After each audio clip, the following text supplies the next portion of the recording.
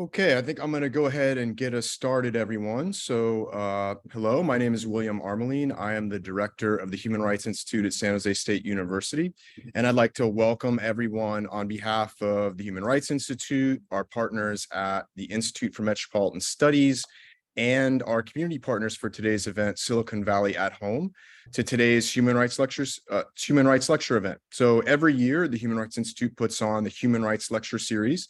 This is a big annual event that we do each year to try and bring together scholars, area experts, and advocates around a social problem or human rights struggle that's impacting the communities that we serve as a university. Today, we're taking on an issue that many of us have taken on sort of personally, professionally, as advocates, as residents, as community members, as teachers, and that's the issue of housing, and specifically the options for what's called social housing. And so today we've brought together an amazing panel of some of the, I would say, most impressive women who are on the front of housing in our communities and in the state of California. And that's why I'm going to very quickly shut my mouth to leave as much room as possible for us to be blessed with their gems and knowledge on the topic. And so, like I said, I just want to welcome everyone on behalf of the Human Rights Institute. And I'd like to introduce my colleague, who's also a member of the Human Rights Working Group, but also the director of our sister institute, let's say, the Institute for Metropolitan Studies. And that's Dr. Gordon Douglas. Hi, everybody. Great to be here. I'm not going to say anything more either. Real excited about this. And big thanks to Bill and to Alex for putting this together and to all of our awesome panelists. Looking forward to it. Thank you. Thanks, Gordon. And you just mentioned our esteemed moderator for today, Alexander Shafran. So Alex is an instructor here at San Jose State, but he's also very deeply involved in everything housing in California and in the Bay Area. And he's really kind of gracing us with his presence today to serve as moderator. Without any further ado, I want to get right to our panelists because I'm really excited to hear from them today. In no particular order, I'm just going to introduce them in their brief bios. So first, I'd like to introduce Tamika Moss, who is the founder and CEO of All Home. She's a visionary leader for the region and in the state on homelessness, housing, and the root causes of poverty. She previously led Hamilton Families and directly served under the mayors of Oakland and San Francisco. Tamika serves as a member of the California Interagency Council on Homelessness alongside state department heads. She's also the chair of SPUR's board of directors and sits on the board of the Nonprofit Housing Association of Northern California. So please help me to welcome Tamika. Next, I'd like to introduce our next panelist, Dr. Jennifer Martinez, who is the policy director for housing affordability at the Chan Zuckerberg Initiative, or CZI. Prior to joining CZI, Jennifer was a community organizer for 17 years and worked on campaigns for housing justice, immigrant rights, restorative justice, and quality education. From 2017 to 2021, Jennifer served as the chief strategy officer for Pico, California, the largest faith-based community organizing network in the state, where she helped lead several statewide and regional campaigns for affordable housing, tenant rights, and tax reform. Please join me in welcoming Jennifer. Next, we have these little quick Zoom applause pauses, right? Last but absolutely not least, I would like to introduce Regina Williams, who is also the executive director of our co-sponsor for today's event, Silicon Valley at Home. Aside from being a very wonderful former neighbor and personal friend of myself and my family, we love Regina. We love Regina's whole fam. Regina has spent her entire career working towards housing and economic justice through affordable housing and community development because of her personal experience of benefiting from publicly subsidized housing as a child. As the executive director of Silicon Valley at Home, she leads policy and advocacy for affordable housing in Silicon Valley. Prior to joining SV at Home, she most recently served as Director of Housing Development at First Community Housing, a leading San Jose-based affordable housing developer. Regina has also worked as a member of the National Development Council's East team, providing housing and economic development consulting services to the several East Coast municipalities, leading NDC's green initiatives, and teaching several courses on community and housing developing finance. She previously worked at the National Housing Trust, structuring financing for and overseeing the rehabilitation process of resident occupied affordable housing properties, and at times working with tenant ownership groups. Please join me in welcoming Regina. And with that, I am going to turn it over to our moderator, Alex. Thank you so much, Bill. It's a real pleasure to be here. It's just a kind of a dream come true for me to be able to be moderating this panel with these human beings talking about this subject at this point in time in California's history. I'm feeling extremely optimistic just being here and seeing all these faces. Just a profound welcome to all of you who are making time today on a day before a holiday weekend. And a shout out to all of you who are watching this after your holiday weekend. I do hope that we are going to say some things and talk about a subject that has some staying power. And I think that what we'll be discussing today will be worth watching next week and next month. And we'll keep going. I'm also excited to note that this is now the second annual IMS Human Rights Institute social housing mashup. For those of you in particular who are new to the social housing conversation, I urge you to take a look at our IMS social housing resources. You can find we had 3 panels last year that can really kind of help level set, help build some context if you want to understand a little bit more about the evolution of social housing as an idea over a long period of time. We've got a lot of content on there, a lot of reports, a lot of information. And so we welcome you to this journey. And I think one of the things that's important about the fact that this is the second conversation we've had, and I think is the fact that this is something that a lot of us are committed to seeing continue to grow and to evolve. And I think if you were going to add yet another superlative to our panelists for today, is that nobody can really question their commitment to the work and their commitment to California and to the Bay. These are 3 women who, by themselves and through their organizations and their partnerships and their inspiration and their leadership, have really proven that they're here to stay and that they're going to be part of this housing conversation moving forward, no matter where it goes and no matter how it goes. And I think that's what's really critical. And that, to me, is one of the most important things about social housing. Social housing is one of those issues where it really helps to take a bit of a deep breath before we start talking. This isn't a today thing or a tomorrow thing. This is a longer term vision for transforming our housing system. I think there's a lot of different pathways that we can take, and that willingness to stick with it is really important. And I think you can count on myself and all the other folks that are here to be part of this issue and these fights moving forward. So without further ado, just briefly, what we're going to do today is we're really going to focus on 3 questions. First, we're going to start with a little bit of a level set. Bring folks up to date with the sort of the state of things, why we're talking about social housing today. We'll then move into sort of why social housing matters. What is it? It's one of the challenges and one of the beauties of social housing, depending on how you see it, is that it can mean a lot of different things to a lot of different people. There are a lot of different definitions, a lot of different understandings out there about what social housing is as a system, as an idea, as a proposal, potentially as a state agency, et cetera. And so we'll focus on that. And then we'll move into the types of actions that we hope to see or that we need to see to be able to either see a social housing vision or sort of transform our housing system in some of the ways that social housing voices want to see. And to whatever extent is possible, we'll try to dig in a little bit about things that different folks in different subsectors of the housing world can do. And then we will open it up to questions. Keep your questions coming in, as the questions come into your mind, pop them into the Q&A.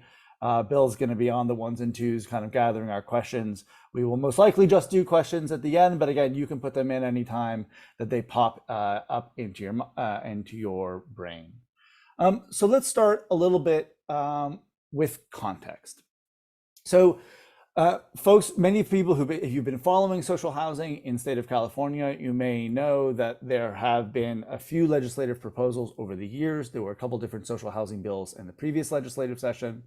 And currently there are 2 bills that call themselves social housing bills. Alex Lee's AB 309, which passed the state assembly yesterday. AB 309, sponsored by Alex Lee from Milpitas. Shout out to the Southeast Bay. It's South Bay or East Bay. Milpitas, I'll let you decide which side of the bay you're on. Would stand up a social housing developer, a California Housing Authority, to build housing in the name of the people of the state of California. There's also SB 555, sponsored by Senator Aisha Wahab, which is Hayward, which is definitely East Bay, which would ask the State Department of Housing and Conservation, Housing and Community Development to study a possible social housing intervention for the state of California, and in particular, find a way to build 1.2 million units of housing for our lowest income Californians. That bill is, I believe, on the Senate floor today. I know that its supporters are optimistic. There are also a handful of other bills that many people consider to be social housing bill. There's SB 584, sponsored by the building trades, which would create a new housing fund using taxes on short-term rentals. There's Senator Skinner's SB 440, which would create a framework for all regions in the state of California to have a regional housing finance agency, like the La Casa agency that is being built in Los Angeles and the Bay Area Housing Finance Agency, BAFA, that is being built up here in the Bay Area. You can even go into efforts that the state has made over in the previous years to have teacher housing being built, to build housing for students through university funds as part of a social housing shift. This is just a matter of discussion and debate. What's not really a matter of discussion and debate is the fact that more and more people are talking about social housing. One of the things that really struck me is I went to an event a few months ago sponsored by our Southern California Associations of Government, SCAG and SANDAG. Again, these are the big regional agencies that together represent almost 20 million people in Southern California, or perhaps more than 20 million people. Hosting a discussion on social housing that included local elected officials, local government officials from different small jurisdictions, activists, housing policy wonks, you name it. It had over 400 people talking about social housing in California. Something like that would not have been possible or even imaginable 5 years ago. And a lot of credit goes to folks in those agencies for being willing to sponsor conversations about social housing. A big shout out to Helmi Heserich and Jennifer Lasar's team for really helping bring a lot of people to Vienna and really starting to get this conversation running. And then many of you will have read the most recent beautiful piece in the New York Times by Francesca Mari that has been buzzing around my Twitter. It's been buzzing around conversations that I have with people who I've talked about social housing with for years and with people who I've never spoken about social housing with once. And that to me is an important context. And Jennifer, I wanted to toss this over to you because I know that some of this context of more and more people thinking about social housing and talking about social housing is something that you and I have been thinking about and talking about between us, that you've been part of creating some of this context. I just want to get your sense of where you think we are in this current moment of talking about and thinking about social housing. Thanks, Alex. And hey, everybody, it's good to be here with you all. Yeah, it is an interesting moment that so much conversation is happening. And I'll admit, I was a skeptic. I was a tenant rights organizer for over a decade, really focused on rent control, kind of typical affordable housing stuff. And when someone came to me maybe 7 years ago and said, "Hey, let's go for social housing," I was like, "You're crazy. What are you talking about?" That was not at all part of the conversation. One can only wish, and I'm too busy trying to keep people from being evicted from their homes to worry about a 100-year plan. But here we are, thinking about a 100-year plan, which is really exciting. And yes, CZI has sponsored folks to go to these Vienna trips that are happening not only out of California, but New York and other places are taking cohorts of people, Vienna being kind of a premier place to look at how social housing, and I hope we're going to get into what we mean by social housing in a second, but how it might actually look and function and feel to communities, and then bring those ideas back into our local communities and our state legislature for further discussion. We've been part of supporting organizations that ran a ballot initiative last year, the United to House LA ballot initiative, which was passed. And what was really exciting about that initiative, among the many things, and the fact that it passed at all, was that it included a social housing component. So I believe it's the first revenue source that has a specific carve out for the purposes of experimenting with social housing. And on the heels of that, a bunch of folks from LA City, LA Board of Supervisors and county are now in Vienna this week, doing some more research of how to take lessons from Vienna. And now they have the resources to actually try to implement some of those lessons in the city of LA. So really excited about that. And I'll just say the other thing that we're supporting organizations to do, Housing Now and a few other kind of tenant rights focused organizations who are starting to shift into this question of how do we produce housing for extremely low income people using new tools. They're testing this term social housing. So I think that's the other one of the things to keep in mind is how folks are trying to do public education around it and yet this term is very ambiguous and not always telling the full story that we want to tell.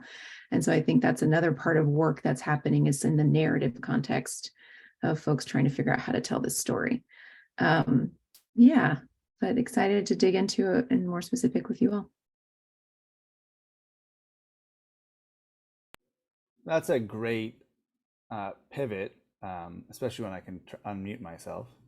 To Regina, and we'll go to Regina and then Tamika and then back to you, Jennifer. So let's talk about what social housing is or what it could be, what it means to you.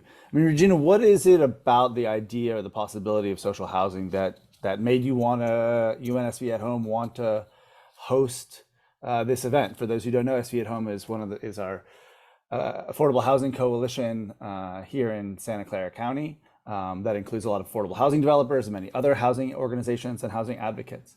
What is it about social housing? What does social housing mean to you, and why is it important that we're talking about it? Yeah, thank you. First of all, thank you for being here. Excited to be a part of this conversation. Really appreciative of the generous introduction. Yeah, social housing for us is about housing that is publicly produced, housing that is self-sufficient, and that serves a mix of household income ranges.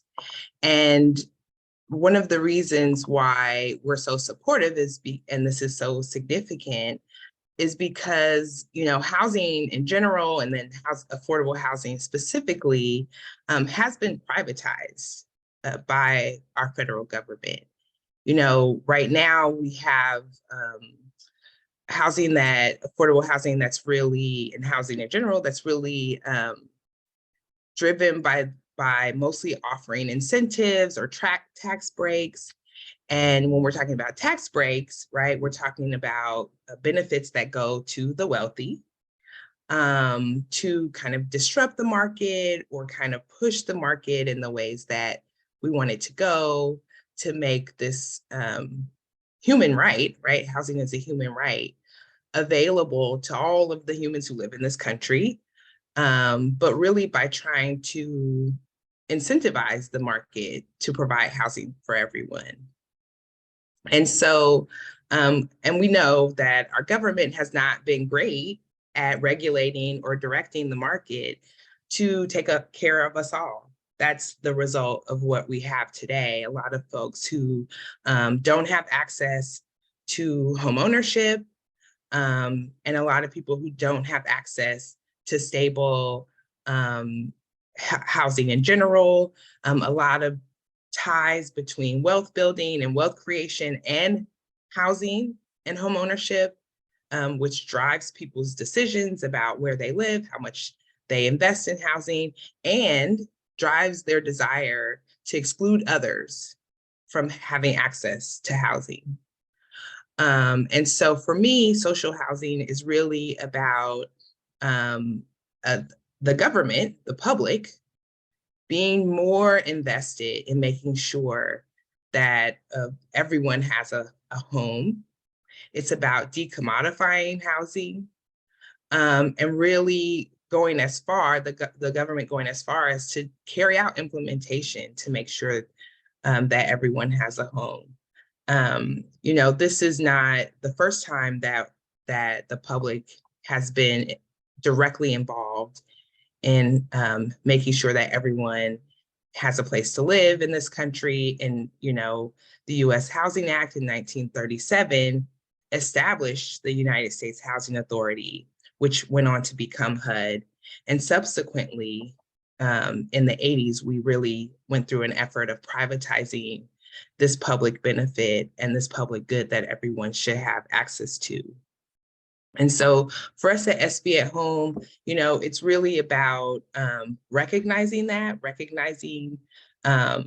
the ways that we produce housing for those who are most vulnerable to displacement, most vulnerable to becoming unhoused, and disrupt that, right? Have a different model that really disrupts that, large, tax credits produce 95% of affordable housing in this country. So really disrupting that and making sure that it's not all about private companies being able, and private equity and all of that, being profit motivated individuals delivering the public good, making sure that there's an alternative. I guess the last thing I would say, because of the complexity of your question, is that the challenge is the distrust of government, right? So there's a reason why we pivoted as a country from public housing and housing produced in a large way for low-income populations by the government. And so there's a true distrust that the government can execute well in providing housing for all.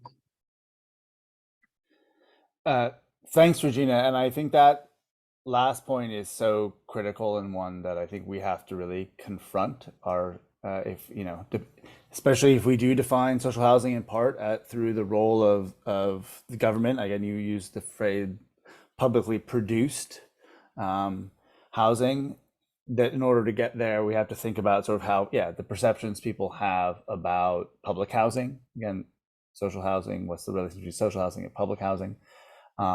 This is super important. This is a super important question, I think, for how to move forward, and I want to come back to that. Just want to give a little shout out to Andrew Somera, who's already submitted a couple of absolutely fire questions that I promise you that we'll get to, that I think one of which includes essentially these types of questions about how we rebuild faith in the public, the ability of the governments, not just the federal government, but the state and local governments, to be an effective actor in providing housing.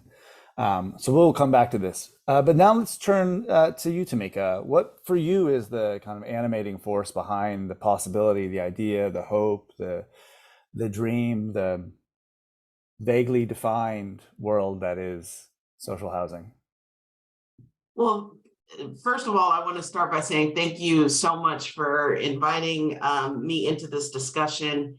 I love the gals that I get to work with on this panel, and just really psyched that folks are showing up on their Friday before Memorial Day to be in discussion about this. I feel like Regina said some really important nuggets that really resonate for me, particularly around the importance of housing in everyone's lives, right? We often define housing, some folks call it a human right. We call it a foundational basic need.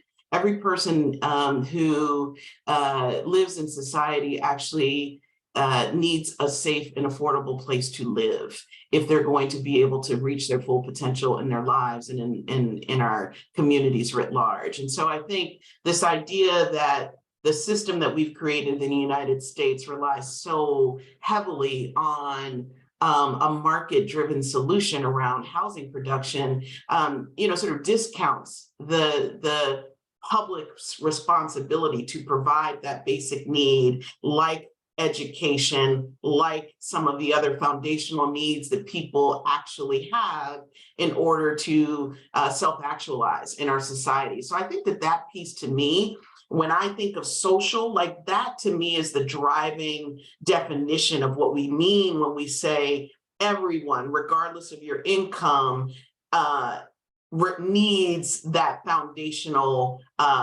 piece. And so building on that, our current housing market, policies, et cetera, the status quo is not producing adequate housing supply for everyone who needs it, right? Like straight up full stop. That's part of our problem. What's interesting about social housing is that it actually subsidizes supply, not demand. You're not subsidizing the people. You're subsidizing the asset, the public good. And to me, that's the innovation of social housing. When you actually think about, wait, if we made supply abundant, people of all incomes can compete for housing.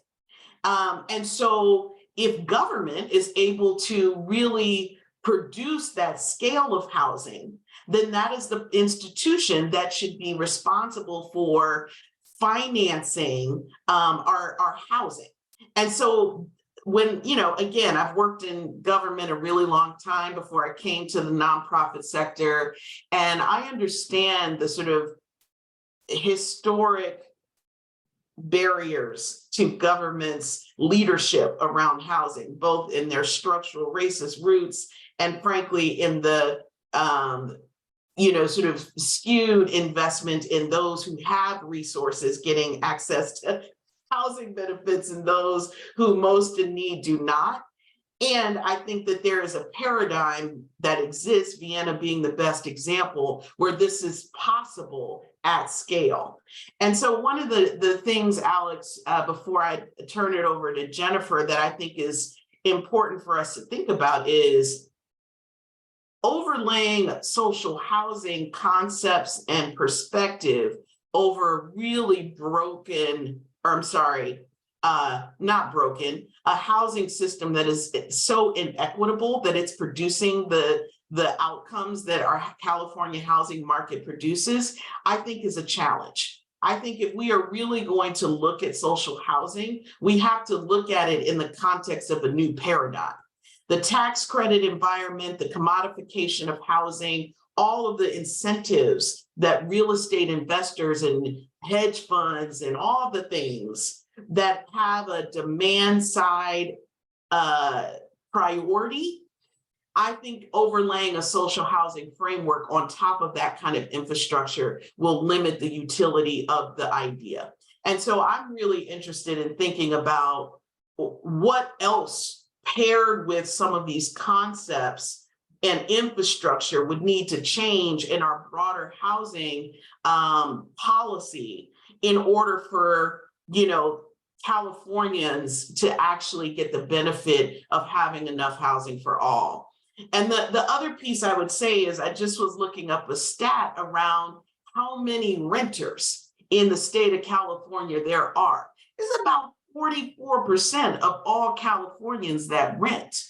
And most of those households are rent burdened, meaning they are paying more than 30% of their income to rent. So when I look at social housing models like the one in Vienna, where renters are actually not stigmatized, they actually got stable housing and their sort of full participation in the housing market is acknowledged and they're not demonized for not being a homeowner, I think is dope. So I think we should really be thinking about that piece as well.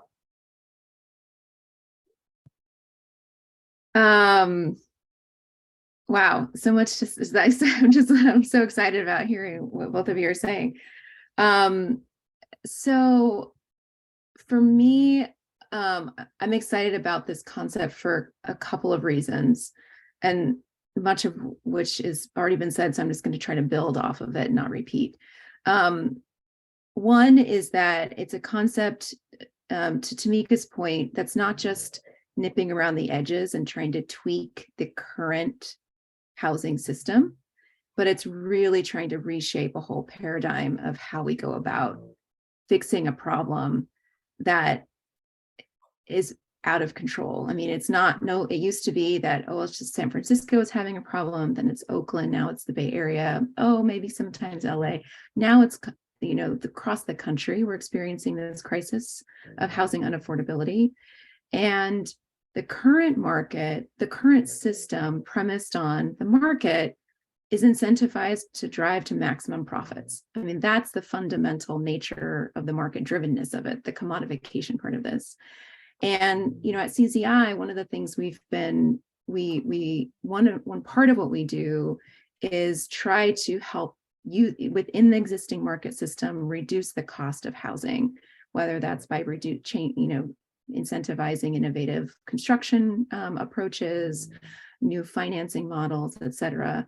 And consistently, what we run up against is the challenge of the incentives of the market are to drive to maximum profit. And so when you think about, like, the banks are designed to do this because they have to give returns to their shareholders. The developers are designed to do this because they have to give returns to their shareholders. The landowner that you buy the land from is trying to get the maximum value, so they'll hold on to it. So every part along the way of the system is designed for that. And that's how we've set it up. What is exciting about this is thinking about creating a new kind of market, a market that isn't about maximizing profit, a market that is designed to meet need and only achieve returns up to the level of the cost that it takes to produce the housing itself. And that on the financing side, that if we could get the public to actually do the financing work and just come back to zero, or have a revolving loan fund of sorts, like not having shareholders on the other end saying we need maximum profits, we could really produce new kinds of housing that would be affordable to many, many more people. And so when we think about kind of this paradigm, like, we allow these systems to produce or to continue forward, and we've been okay with the externalities of this problem, up until pretty recently, because they haven't hit all the income levels, like up income levels. This is hitting a problem for everybody, and social housing could be, as Regina had said, an approach to help lots of people across various kinds of income levels get the kind of affordable housing that they actually need. So that's exciting and also daunting. How do we actually think about creating a new market system that would be driven by different kinds of incentives than the current one we have? I'd love to talk to you all about what you think it's going to take to get there. Well, that's great, because that's actually our next question. So thanks, Jennifer. I just want to flag up a couple of things before we move into this question about where we go from here, just based on a couple of things that Tamika and Jennifer just said. So if we're thinking about it, Tamika mentioned the possibility of kind of getting to scale. I think that's a really important theme that you hear. Really, again, that's one of the things that makes Singapore and Vienna so successful, is that this is a fully scaled system that works throughout huge swaths of society and in Singapore, throughout the entire nation.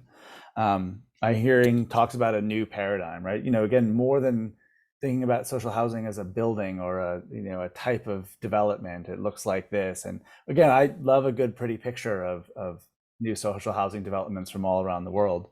But I think that's a really important thing that has been a key theme in a lot of for me, the most powerful conversations about social housing is that new paradigm. And then you talk about reshaping the market, right? And I think, Jennifer, it takes a lot of courage to refer to social housing in some ways as a type of a market. One thing that's important is that for instance, in Alex Lee's version of the bill, of 309, which just passed, there are both rental options and various forms of homeownership options. It's a mixed tenure approach that recognizes that what individual households want and need is different, but that it valorizes them equally. And it provides the same level of protection and gives people real choice. But the only choice you don't have is to have like inadequate, insecure, and unaffordable housing, which I don't think is a choice that any of us would want to make. So I think these are really important things. And I think one thing in particular about this emphasis you'll see is that there are some proposals that are really centered in building an affordable housing developer, like the Alex Lee proposal, or ones that are built that are focused on the housing finance, like what Jennifer was talking about. And I think that last part is one of the things that's really important about why these incentives are so problematic in the real estate industry. Is some of it has to do with greed and with culture, and other challenges that have been a huge part, and exploitation that have been a huge part of our real estate system, sadly, in the United States from the very beginning. But a lot of it also has to do with risk, right? Building housing is a very risky proposition, especially in the United States. And one of the reasons why we see people constantly having to push for these higher profits is that they don't trust that they're going to get any profits at all, because the way the system is set up, the whole thing could fall down like a house of cards at any moment. And I think that's one of the most profound parts of what for me is social housing, is really thinking about risk and using that public power to get in there and just make a system that doesn't have to be risky less risky. We make our system so much riskier in the United States to build housing and to manage housing than we have to. Again, one of the secrets, I think, if you go to Europe or Asia or anywhere else in the world that has a better housing system, is that they use that state power to just make the process of developing housing less of a sort of crapshoot, which is how we seem to like it here in the United States. Well, so with this in mind, and again, with this kind of diverse set of definitions, but all kind of aiming at something powerful, all having the theme of, you know, more state action and bolder approaches to really deal with what has become a truly profound housing crisis. Starting with you, Tamika, what are some of the actions that you'd like folks to take? And again, one of the nice things about having the three of you here is that you both have incredible varied backgrounds in public sector, private sector, not-for-profit sector, as developers, as funders, as activists, as leaders, all of the above. You know, are there things specifically that you'd like different groups to start thinking about and doing differently? What are the steps that we need to be able to get to that new paradigm, get to that scale, and do so, let's just say, within our lifetimes? Well, I mean, it's such a big question, and my mind is just sort of swirling. But I think what comes top of mind first is recognizing that we actually need a systemic change. You know, there aren't enough programs, there frankly aren't enough resources in this current housing system that's going to resolve the housing unaffordability for everybody who needs it.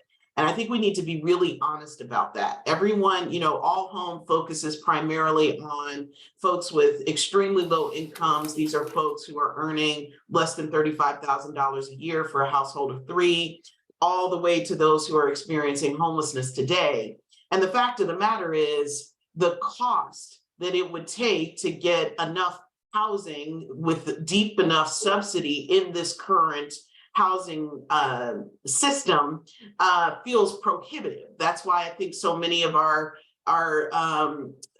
neighbors and residents feel like homelessness is intractable. How are we ever going to get to a place where there's enough housing for everyone when we've underinvested in housing for decades across the region? You now have, you know, graduates from San Jose State, from Stanford, from all of public institutions who are now unable to come back to the communities where they grew up and can afford housing, rents that they can afford. And so I think one of the takeaways for me is that these challenges will not be met by just investing more money into a system that is producing disproportionately inequitable outcomes. So social housing offers a model that does a system transformation. You actually have a financing system shift that, you know, doesn't maximize profit at every point of the life cycle, but enough to be self-sustaining. The Vienna system is self-sustaining. It's actually more cost effective in producing housing than we have in the United States. So I think just recognizing that, I know change is really scary, and change at this scale can feel impossible because you have to figure out where along the continuum of brokenness you need to disrupt.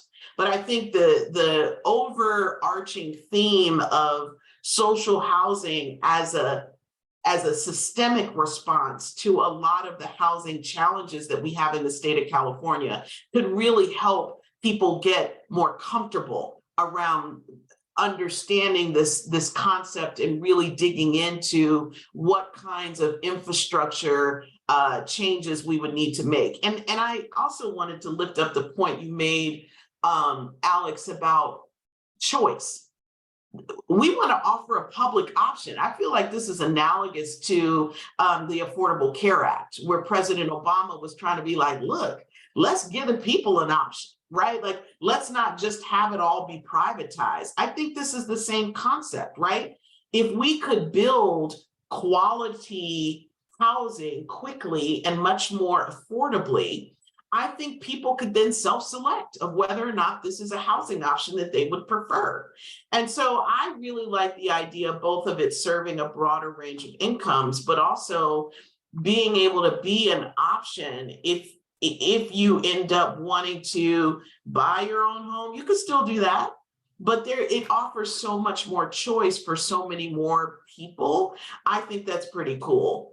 And then the last thing I'd say is, the state of California has a housing element for every jurisdiction in the country. We have regional housing needs allocation goals through our process of RENA in the Bay Area. And we need about 57,000 units of housing over the next year or next 8 years for extremely low income households.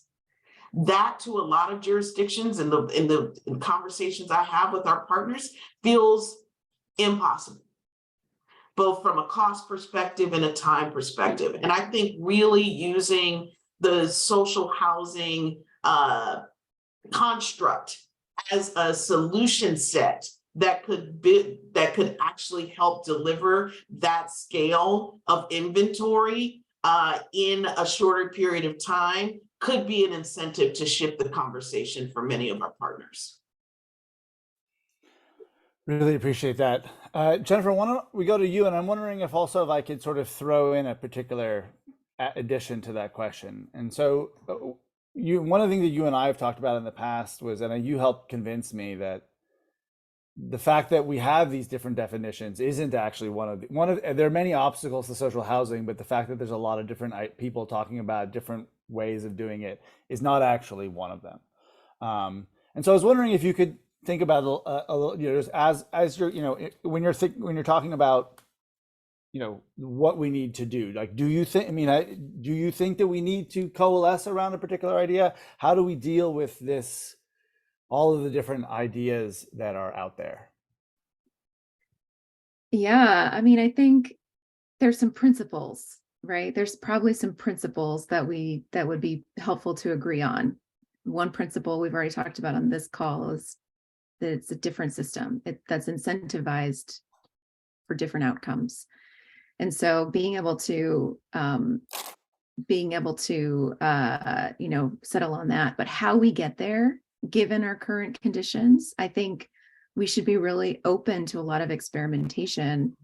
And given the different conditions, California is a country in itself. So if we're just talking about California, leveraging the Bay Area Finance Agency and its tools to do things like, land bank, manage the pipeline of development, maybe start doing financing differently.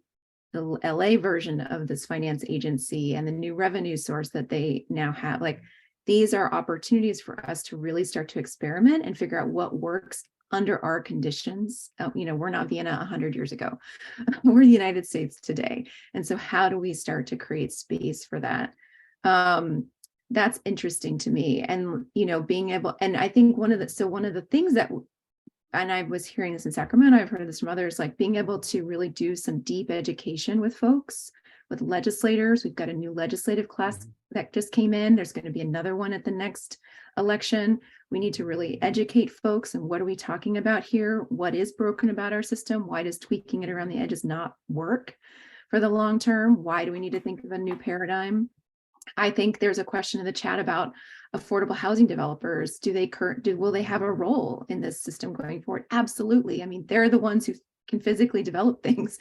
And And wouldn't they love it if they didn't have to rely on low income tax credits that they can't get access to anymore because it's so competitive and there's so few, and they have to do stacked financing of 6 or 8 different sources? And wouldn't they love a different approach to be able to be more efficient, effective, impactful, and at scale? We should have those conversations. And I think there's a lot, so I think there's a lot of education to do, a lot of bringing lots of people into the tent: community land trust organizations, tenant rights organizations, developers, et cetera, bankers. You know, we need their finance know-how to figure out how to do it differently.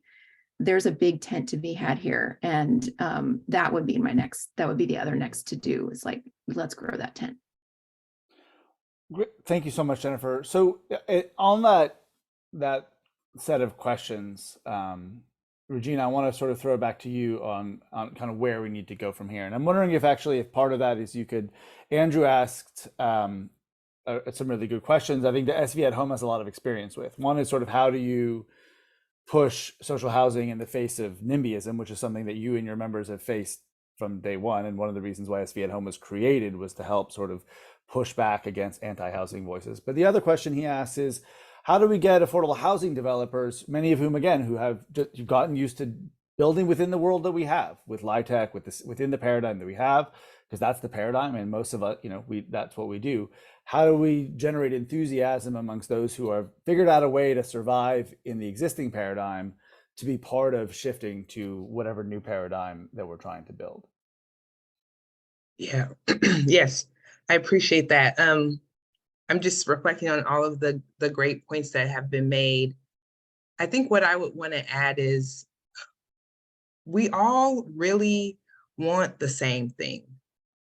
SV at Home, we are a membership organization in Santa Clara County focused on this goal of bringing everyone together to the table to solve around this housing crisis and this crisis of folks being pushed out of their homes and out of the community.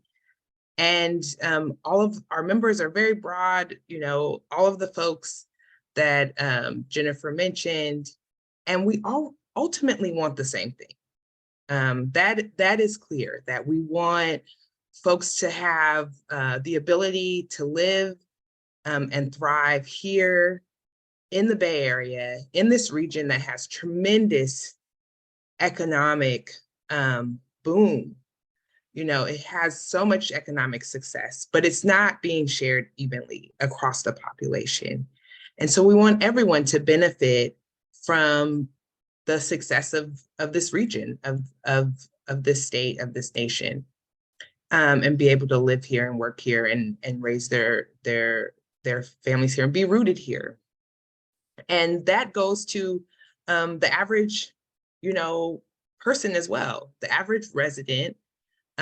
Yes, there are NIMBYs. There are folks who do not want shared prosperity and do not want to see development in their communities, but they are in the minority. I want to be super clear about that. When we go out and we collect data and we poll and things like that, the average person really wants to see their children being able to live here and stay here, the folks who are around them in their community, their neighbors, the folks who work at the schools and the different services in their community.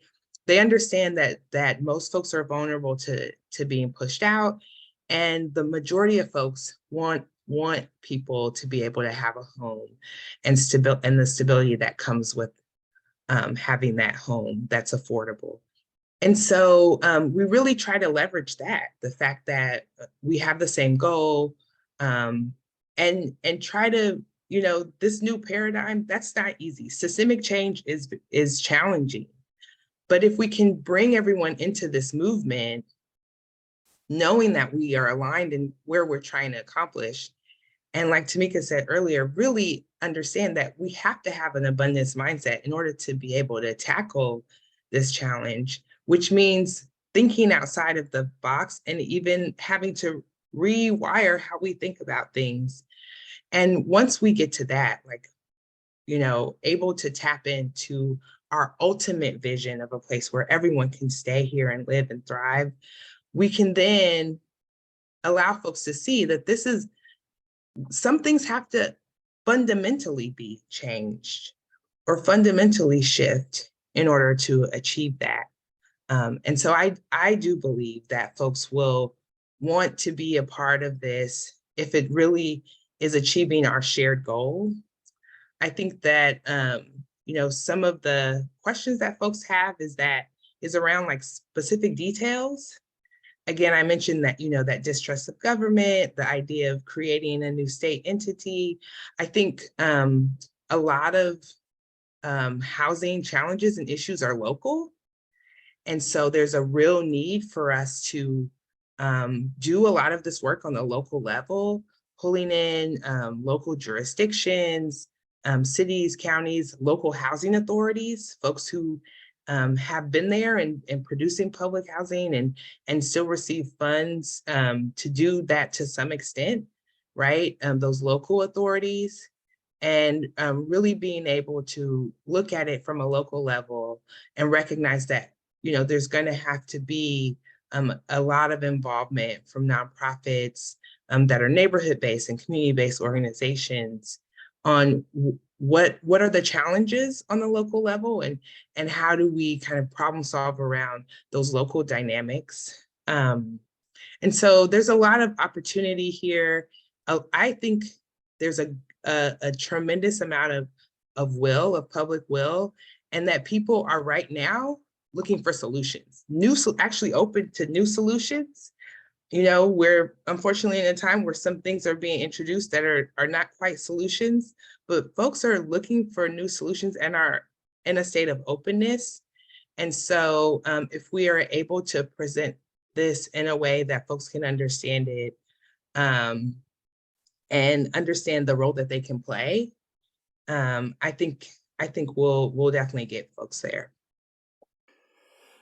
So with the remaining questions and remaining time, I just want to touch on a couple of things. So one is anonymous attendee asks about what about micro housing or container housing? And again, one of the things that you'll see in most social housing visions is a real diversity of options. We're not, it's a paradigm that's trying to open up possibilities. For instance, one issue for me is the lack of availability of family size housing, especially multifamily units. But I think that's something that you do and you see in other countries, everything from permanent supportive housing and micro units all the way up to family size housing. But shout out to the Catalyze SV folks who wrote in with a couple of really great questions that I thought maybe we could end on. So one is Alex's Shore's question, which is about who do we think are the most powerful or impactful or persistent opponents to social housing? And since I have a feeling that you all may not want to name names and throw people under the bus. If you do, great. Perhaps one of the other ways we could think about that is that if somebody is objecting and saying, hey, this is the United States, the government can't do this. California government can't do this. Local government doesn't have the capacity. What would you say to somebody that is a skeptic of it? Maybe not an outright opponent, but just somebody who's like, that sounds great, but like, come on, really? Is this really possible? I feel like, one of the, I do think it's challenging for people to imagine a California, a region where everyone in our region has housing that they can afford, because it's never been done before.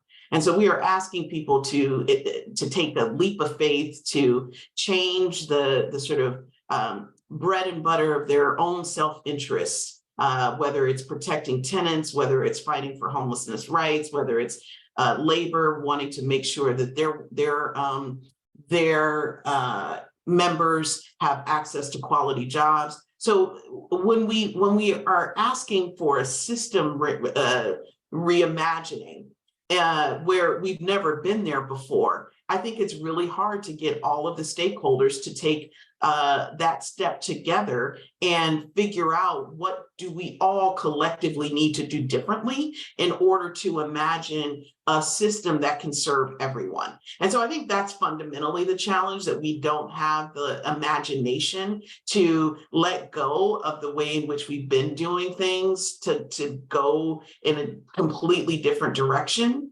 I also think that it is, and I'll use the pandemic as an example. the pandemic was one of those, moments in my lifetime and many people's lifetime when the world had to actually stop and have a response about what to do in these unknown conditions when things were crazy.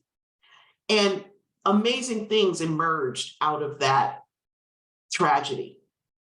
And I personally worry that the state of housing unaffordability is causing epidemic kind of impacts, pandemic kind of impacts for our entire nation.